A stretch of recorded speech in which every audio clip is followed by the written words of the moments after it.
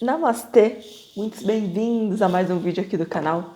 Se você ainda não me conhece, eu sou a Bruna, sou terapeuta, trabalho com algumas técnicas para cura quântica e então te auxiliar a ter a vida que você deseja, ter uma vida melhor através aí do desbloqueio, de eliminação de sombras e técnicas que te trazem consciência para você poder então fazer escolhas conscientes para a sua vida e assim co-criar, sobrecriar a vida que você deseja.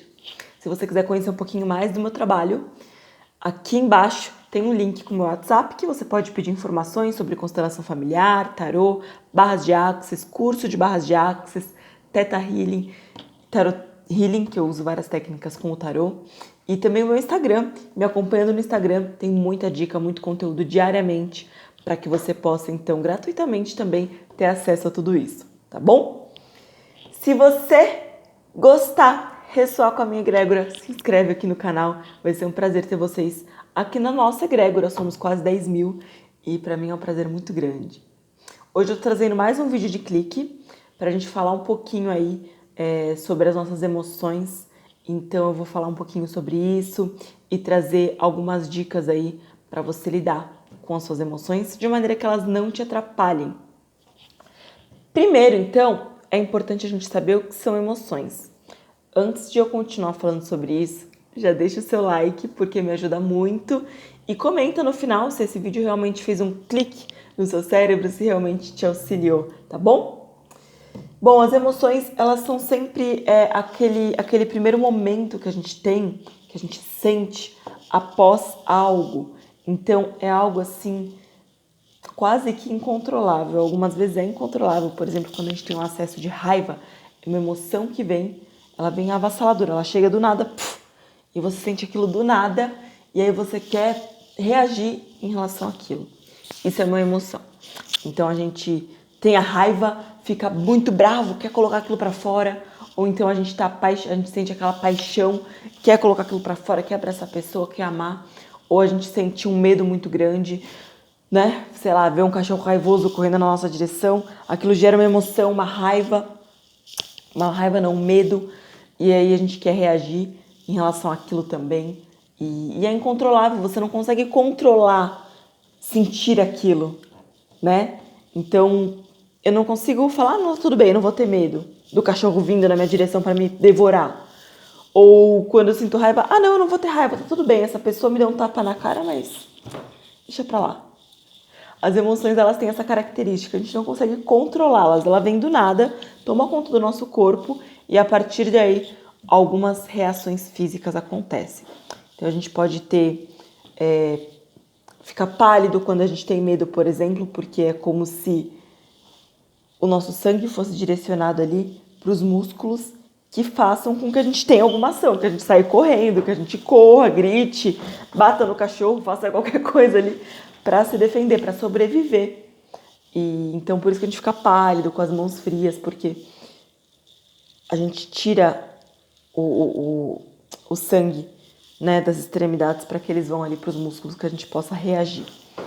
E em cada tipo de emoção tem ali algumas reações, algumas sensações físicas características. Pode ser ansiedade, frio na barriga, boca seca, a gente pode ficar pálido, com as mãos e os pés frios, a gente pode sentir angústia, coração apertado, a gente pode também agir ali no nosso sistema endócrino, então ter alguma liberação de alguns tipos de hormônios no nosso corpo, a gente pode sentir adrenalina, a gente pode sentir alegria, enfim, várias coisas ali que estão relacionadas a cada tipo de emoção, né?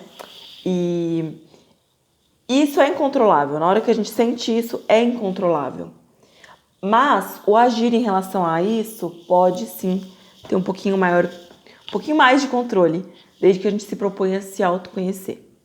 Então, eu tomei um susto grande, eu posso entrar em desespero e sair correndo, ou depois do susto, eu posso cair em mim, respirar fundo, tentar me acalmar e falar, tudo bem, foi só um susto, né? Me deu uma raiva, alguém me fechou no trânsito, eu posso sair, descer do carro, espancar aquela pessoa, eu posso bater no carro dela, posso, se tiver uma arma, dar um tiro, tudo isso não vai ser saudável. Então, eu posso, depois de ter aquele acesso de raiva, vontade de gritar, que fez aquilo, eu posso, né, teve aquela descarga em mim, eu posso então respirar fundo.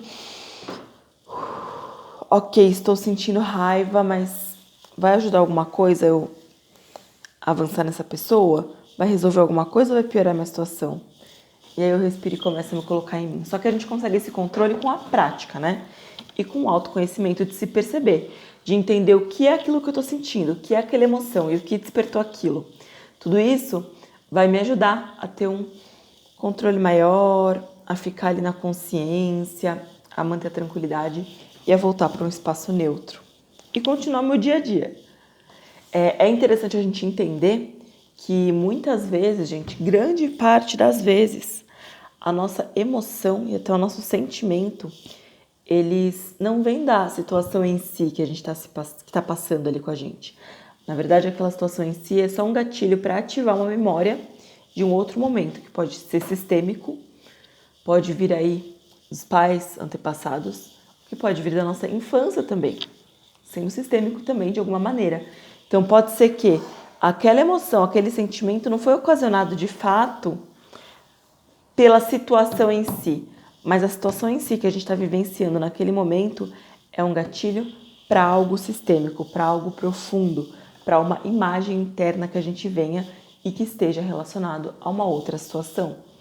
Então, como é que eu vou exemplificar isso? Deixa eu pegar aqui o exemplo da rejeição.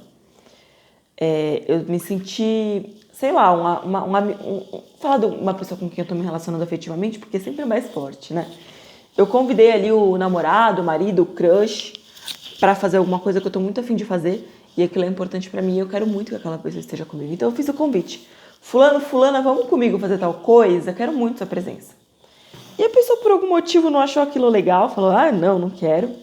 Ou ela já tinha marcado um compromisso, ou o que quer que seja, mas ela deu uma negativa para mim.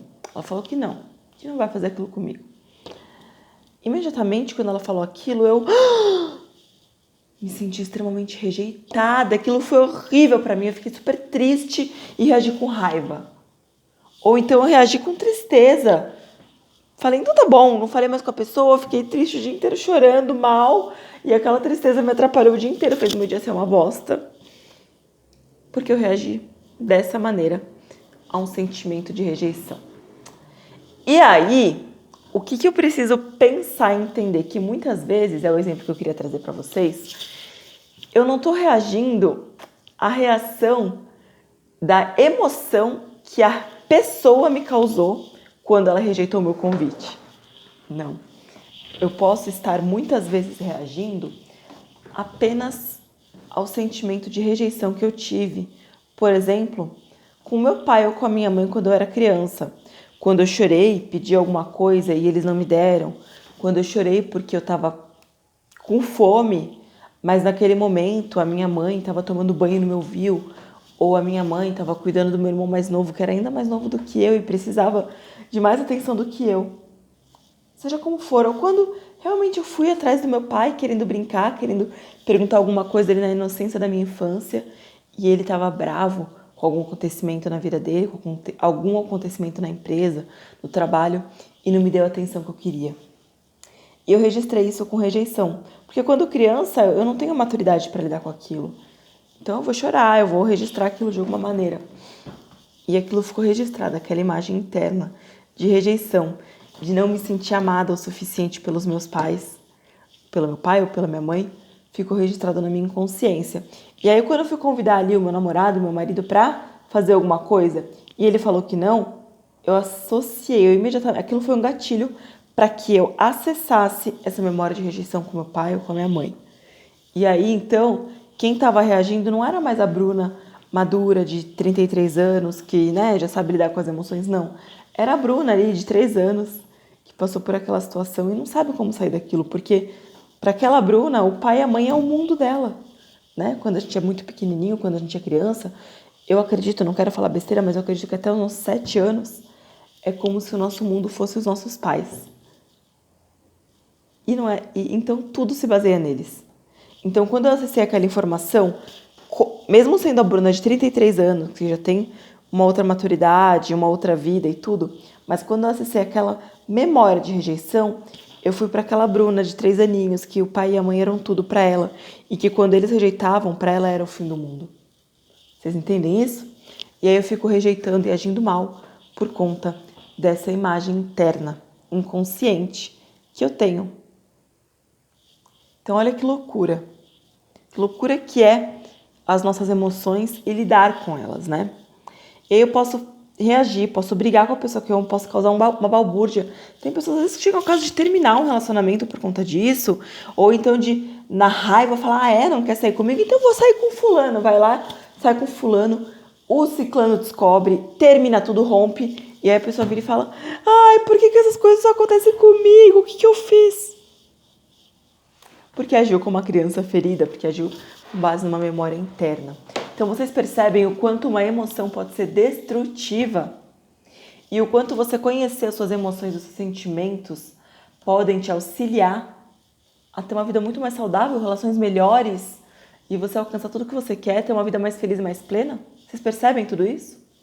Enquanto eu bebo água, eu vou dar um segundinho aí pra você pensar em alguma vez na sua vida que você teve aí uma emoção da qual você e reagiu, né? De maneira da qual você se arrependeu depois, porque poderia ter feito diferente. Lembra disso, traz isso na memória agora.